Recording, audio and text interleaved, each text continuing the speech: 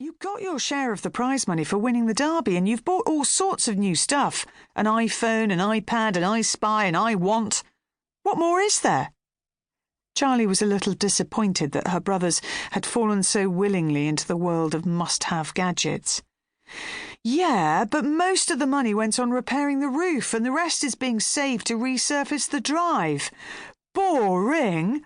What we really need is a fully integrated sound system for the farmyard. Music is the beat that makes us move, and if we're ever going to get them to dance properly, they need to hear it. Who's they? Asked Charlie. The chickens, obviously. Who else? Strictly Come Chicken dancing is the best idea in the world, and it will be brilliant TV. We just need to teach them to dance, and we can't do that without speakers everywhere and a remote control, so I can change the track from salsa to tango and show them how the moves are different.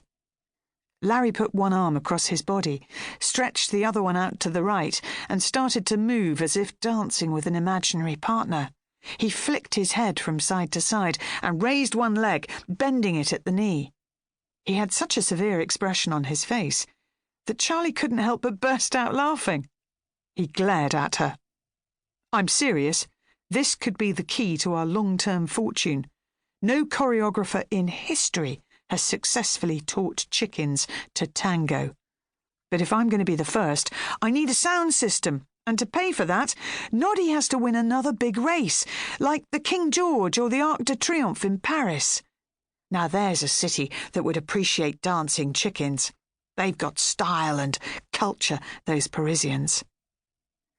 Why don't we wait until then to have the open day? Charlie asked. The Arc isn't until October, and it feels better to celebrate at the end of the season rather than halfway through. It'll be muddy by then, said Harry, taking charge again. We'd ruin the fields if we parked cars in there in the autumn. It's got to be now, while it's fresh in everyone's minds.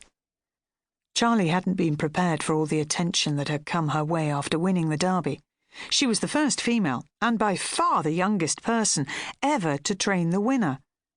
She and Joe Butler, the farmhand who helped her father milk the cows, had transformed Noble Warrior from a nervous, reluctant jelly who refused to race into a world-beater. The family had been offered millions of pounds for him, but he was not for sale, not at any price. Oh, and then there was Percy, the fat, grumpy, hairy little pony without whom Noble Warrior couldn't function.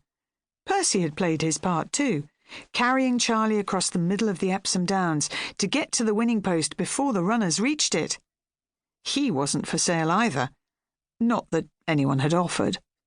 When Noble Warrior had seen his friend Percy ahead of him, just beyond the finish, he had thundered down the straight so fast that Joe said it was like flying.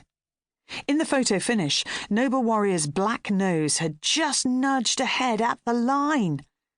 From the racehorse who wouldn't gallop to the racehorse who won the derby, Noddy had done them proud. They had made history. But ever since then, one big question had been swimming around Charlie's head. The question that anyone who's achieved their dream asks themselves the very next day. What next? What should be my goal now? And how will I achieve it? Have you ever thought about trying anything else with him? Polly was chewing on a long, sweet stem of grass as she watched Noble Warrior roll, scratching his back on the sun-baked ground and wiggling his legs in the air. Boris mirrored his actions by rolling on the edge of the muck heap.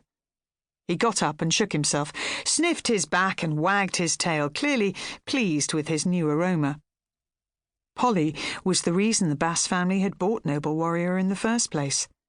Charlie had been at a horse auction, waving to get her friend's attention. Unfortunately, the auctioneer took her wave as the first and only bid on Noble Warrior. And so her father ended up paying £1,000 for a racehorse they didn't want and couldn't afford. But Polly and her parents had pitched in to help. Polly's dad, Alex Williams, was a bona fide racehorse trainer, and he had allowed Charlie to train Noble Warrior on his gallops at Cherry Down stables. Without the Williamses' generosity, there was no way Noddy could have won the derby. Trying something else?